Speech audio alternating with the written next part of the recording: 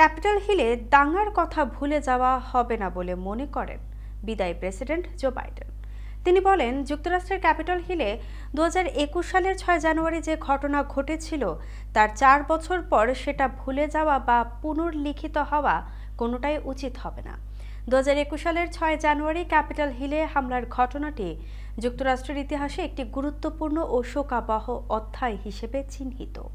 4 বছর পর বাইডেন বলেন, আমি মনে করি তিনি যা করেছিলেন সেটা গণতন্ত্রের জন্য সত্যিকারের হুমকি ছিল এবং আশাবাদী যে যুক্তরাষ্ট্র সেই ঘটনার ঊর্ধ্বে উঠে ক্ষমতার স্বাভাবিক হস্তান্তর প্রক্রিয়া নিশ্চিত করবে। এছাড়া বাইডেন তার মন্তব্যে ট্রাম্পকে গণতন্ত্রের জন্য হুমকি হিসেবে উল্লেখ করেছেন, বিশেষ করে নির্বাচনী প্রচারণার সময়। তিনি ট্রাম্পের জয় স্বীকার করে দ্রুত ক্ষমতা হস্তান্তর করেছেন, যা দেশের গণতান্ত্রিক মূল্যবোধকে সম্মান জানায়।